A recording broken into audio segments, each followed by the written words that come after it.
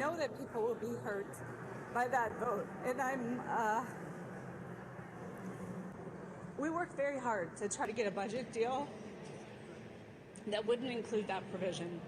I know that people will be hurt by that vote, and I Good morning, Owasso. This is Chad with Owasso Live, and this is the Morning Loop. Yep.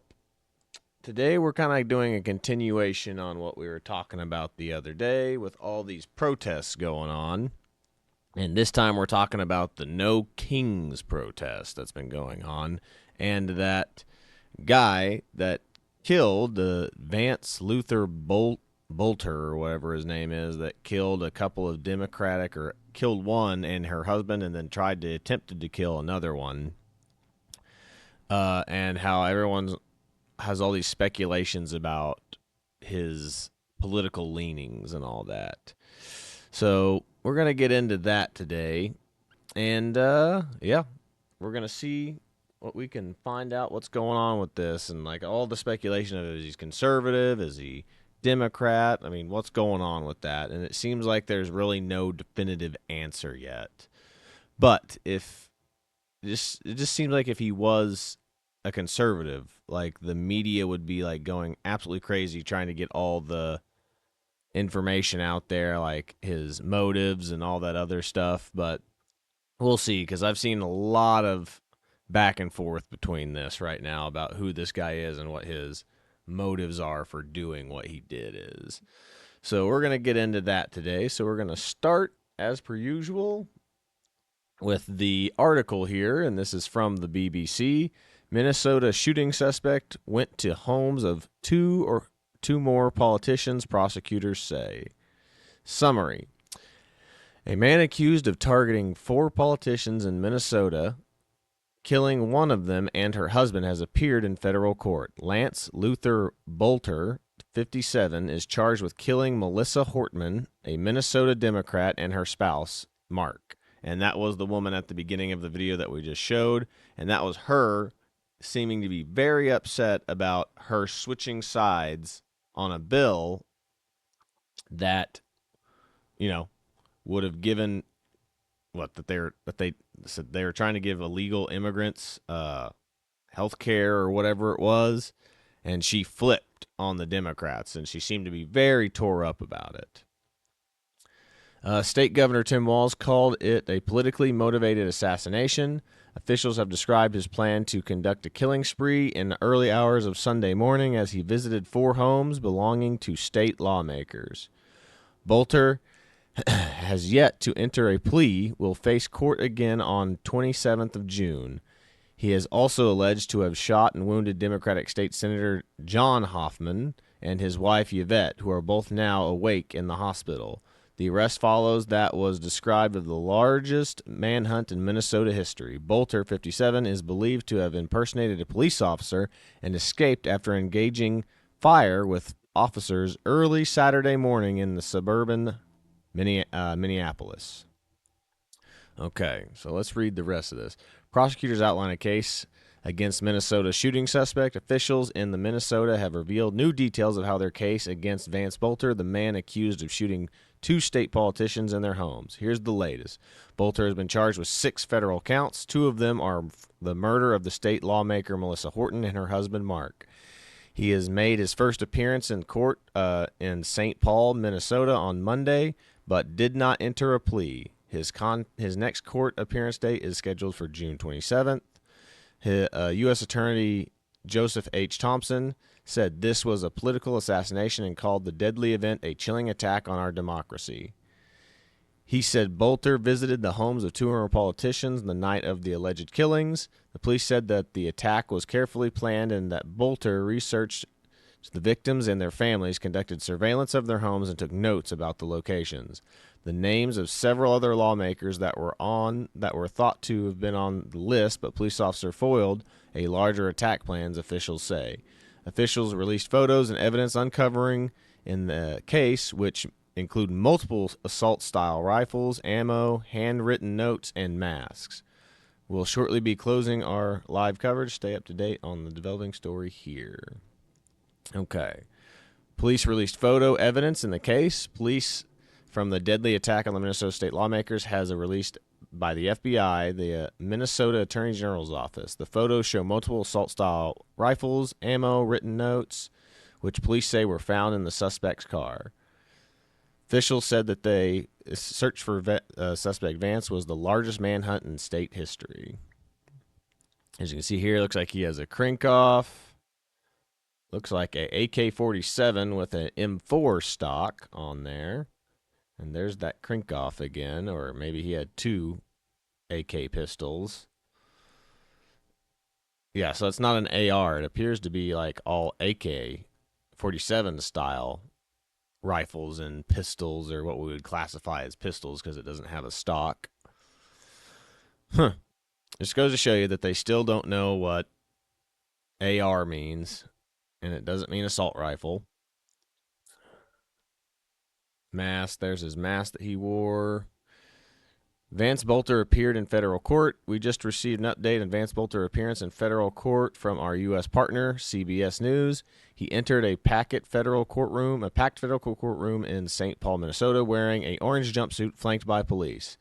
It was the first appearance since his capture Sunday evening. He was appointed a lawyer after he told the judge he cannot afford one, saying that he has about $20,000 to $30,000 in savings and earned about $540 per week. Bolter did not enter a plea.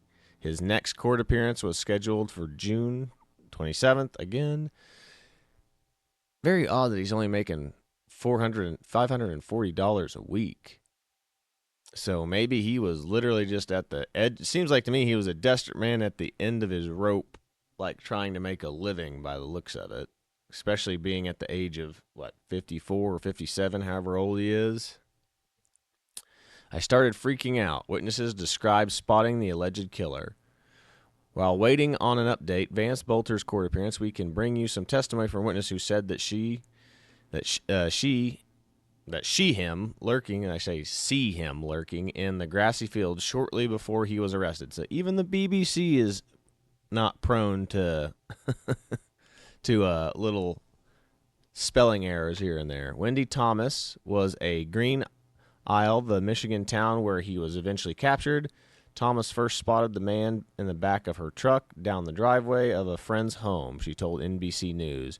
She was on the phone with her father at the time, and upon seeing the man, initially thought, oh, they're clearing properties. That's what I figured it was. And the more my brain registered, I'm like, Dad, there's only one person. There's no vehicle, and I'm starting to freak out, Thomas said. She was shaking, freaking out, she recalled. Thomas said that she flagged down officers and pointed, saying, there he is, there he is. Bolter due to appear in court soon. Suspect is accused of fatally shooting state lawmaker. Her husband is currently being held in Hennepin County Jail in downtown Minneapolis, Minnesota. Is there any more? Mourners gather at the Capitol. Yeah, they don't need to see all this. Police thwarted a much larger attack plan, Chief of Police says. For a much larger attack, officers essentially took Bolter's vehicle away from him, which involved all his maps, all his names, all his weaponry. I believe it would be very scary. It would have scared what it looked like over the next few hours if we hadn't done what we've done. Wow. Faces 6 charges. Yep, we knew most of this. We know most of this.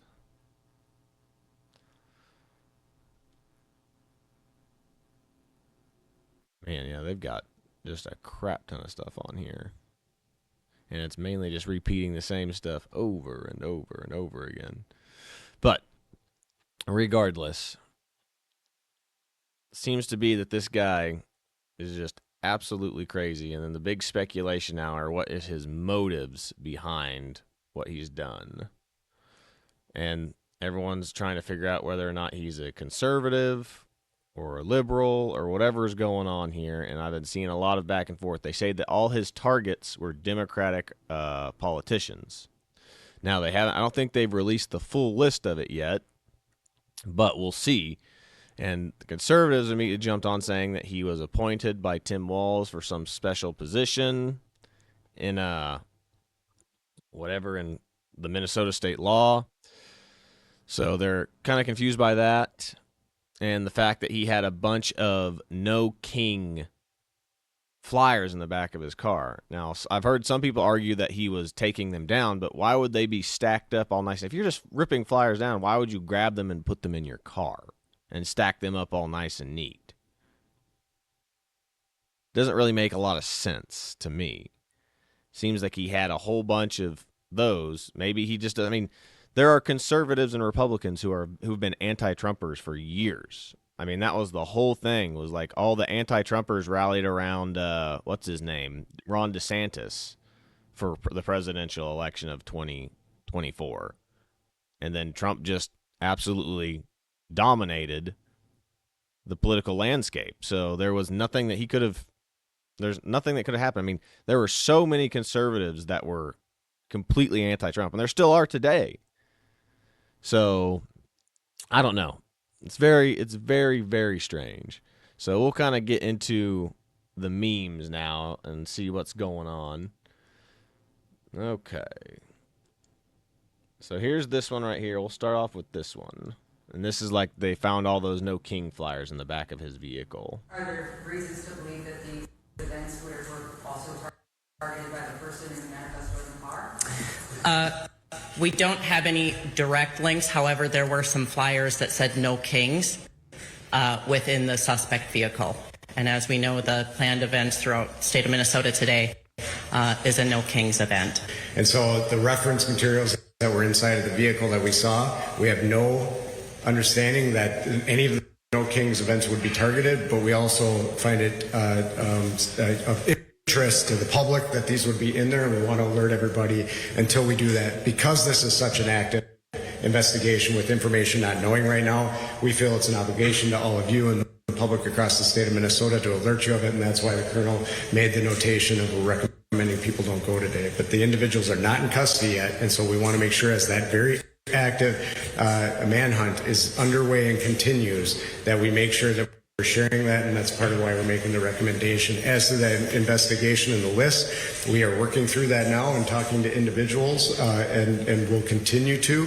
What I would say with the list is there's a large number of people. That's all I can say about it. We will work through all of that, what the motivations of this are, and we'll provide that as you can. This is really a public safety announcement for everybody so that we can make sure people are informed and make safe decisions throughout the day.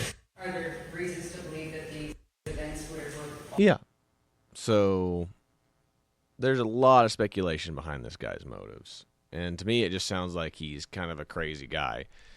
But the differences between this is I don't really see a lot of people on the right, like, praising this guy. They're like, yeah, this was a crazy guy, and nobody's going to defend him for doing what he did. Whereas the left completely defends Luigi Mangione and all these other left-wing people. They're like, yeah, they're fighting the power. They're doing what's right. Whereas, you know, I don't see any conservatives coming out and being like, yeah, get those Democratic politicians. You did the good. You're doing the Lord's work. I've not seen any of that. But, you know, maybe he is conservative. Maybe he is liberal. We don't know. We'll find out more as the investigation goes along. But it's like what most people say. It's like if this guy was a conservative, we're pretty sure that all this manifesto would have been published immediately. There'd been no questions asked. So I'd say there's probably a lot of speculation where this guy probably has like flip-flopped back and forth with his political leanings, I would say. And a lot of people that I've been seeing have been saying that, you know, you can have an R on your name and still vote Democrat your whole life. I mean, it's just like with all those fake Trump commercials, like all those Democratic ones were like, I voted conservative or Republican my whole life. And then you find out that these people were actors who have been Democrats their whole life. So just because you have an R in front of your name doesn't make you a Republican. I mean, that's why rhinos are a thing. Republican in name only. Whereas you'll vote with the Democrats every single time.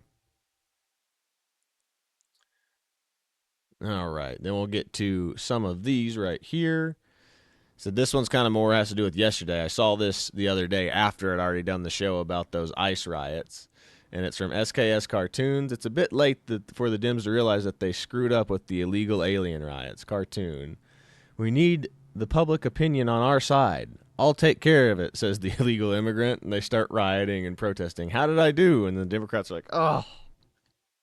So it's pretty good. I like that. And then, of course, they got this guy. Here he is right here when he's being arrested. Old Vance. Jeez. He looks crazy, too. Yeah. I love these. I love this one, the old Jim meme. If Trump were a dictator, the Dems wouldn't be free to say all the dumb they always say. And that is 100% true. If Trump is such a dictator, why are you allowed to protest him? If he truly was a dictator, he'd be having you arrested and gulagged, right? Or executed. Then we have here, liberals want Obama to be king, not a president. Once upon a time, liberals wanted a king. And that's still true. I mean, liberals still talk about wishing that Obama could have just been a third term, fourth term president. I mean, it's kind of ridiculous. Trump makes one little joke about being king and liberals freak out about it. But I mean, that was the whole point of them electing Biden, because they're just like, he's going to be Obama light.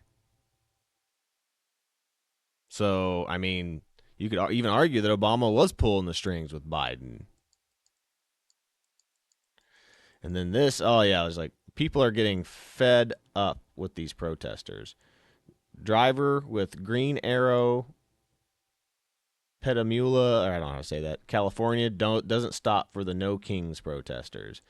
And hey, there's a bunch of states passing bills about, people blocking roads and people being allowed to blow past these protesters now. So protesters, you're really shooting yourselves in the foot. Like, you're going to start getting in big trouble, people running you over. I've seen so many videos of that happen.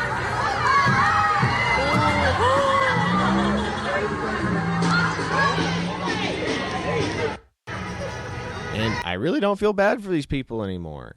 I mean, you are ruining people's lives and days, people who need to go earn a living. Like, you are stopping people from living their lives and earning a living. How many times have we seen these things like, I'm trying to get to work? And like all these protesters like, oh, you sorry you can't make it to work. It's like, yeah, when these people are trying to feed their families and keep a roof over their heads, these people are just the worst, the absolute worst. And then their excuse is like, people are suffering in the world. Yeah, well, you're making more people suffer when you're not letting them get to work, especially people who have jobs that you're completely dependent on, like energy, police, people being taken to hospitals, doctors trying to go to hospitals to do surgery, whatever else. You people are the worst. Protesters are the worst. Protesting has become something that is a luxury thing for people to do. People who have too much free time on their hands. That's the video we opened with. There we go. Okay, these are like the ones I was talking about people finding out who this guy is. Vance Luther Bolton is a liberal fanatic. Sadly, he's your average liberal voter. He's pictured here with the Resist t-shirt. CBS News has falsely claiming him to be a Republican. CBS has zero credibility. Democrats saying that Vance Bolter is a Republican. Now let's put it to rest. Yeah, I think, therefore I am a Democrat, and he's got basically the black fist with a pistol in his hand saying resist. So, yeah, that's not something that a conservative would really wear. So this guy probably was a liberal that just said he was a Republican for like liberal propaganda videos. It's very possible. Because, yeah, why is he taking a picture next to a Democratic activist wearing that shirt if he is a Republican?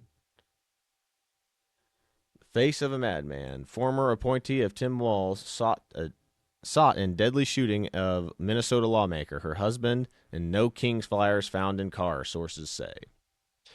So, yeah. Walz urges Democrats to be a little meaner, bully the out of Trump. A challenging few years. Yeah. Democrats are constantly saying to resist against Trump. And Trump saying, go peacefully protest at the January 6th rally was enough to be like, he inspired his sycophants to attack the Capitol. Whereas Tim Walz and other Democrats say stuff like this, like, you get in their face. You don't let them rest. Like, that's not them doing it. That's just them being hyperbolic. And this is the double standard that is driving people absolutely crazy. Absolutely crazy. But yeah, I think that's pretty much like all I've got. I think I've got one more right here, but this isn't really related to the it's related to the No Kings protest, but not related to this like crazy murderer guy. But we'll play this and we'll probably end it out after that. Police, the bomb squad, and the FBI converged on the home of Kevin Krebs in Malvern Monday evening after a more extensive search of the home led to the discovery of a pipe bomb inside. Krebs was arrested Saturday in Westchester while heavily armed near a No Kings protest in the borough. The arrest was captured on video on High Street downtown. Shortly before the bomb squad and FBI showed up, a man who says Krebs is his younger brother spoke with Action News right there on the front porch. Completely so apologetic and so sorry that everybody was triggered or people felt uncomfortable and unsafe. According to the affidavit of probable cause, police seized a fully loaded handgun, 3 loaded handgun magazines, 6 loaded assault rifle magazines, knives, a ski mask, and gloves that Krebs was carrying at the time of his arrest. This man says his brother was in downtown Westchester in support of the protest and its message. Police, the bomb squad, and the FBI Yeah, so there you go. Police just found a pipe bomb at the home of an anti-Trump protester who was arrested at the No Kings protest in Pennsylvania while heavily armed. So this is the summer of love all over again, it seems. The left sends out their little Democratic and protester minion types to go cause violence to make Republican, like I said, basically to make Donald Trump look bad. I think it would be any Republican at this point with how crazy that they've gotten. But they don't denounce this violence. They go, these are just people expressing themselves. Whereas where one of their people goes too far, oh, it's not our fault. We didn't tell them to go do this, despite the fact that they've been like hyping these people up for years. I mean, it's absolutely insane. But that's pretty much all I've got for today. Like I said, you can decide, you can take what we've got, what the information I've gathered, and decide for yourself about what's going on with it. But that's really all I've got for today. This was Chad with Owasso Live. This was The Morning Loop. Be sure to like, share, and subscribe so you too can stay in the loop. But I think that's pretty much all I've got for today. So I guess I will see you on the next one, everybody. God bless you. I've become friends with school shooters. I've seen it. Look, the NRA, I was an NRA guy for a long time. They used to. I've become friends with school shooters. I've seen it. Look, the NRA, I was an NRA guy for a long time. They used to. I've become friends with school shooters. I've seen it. Look, the NRA, I was an NRA guy for a long time. They used to.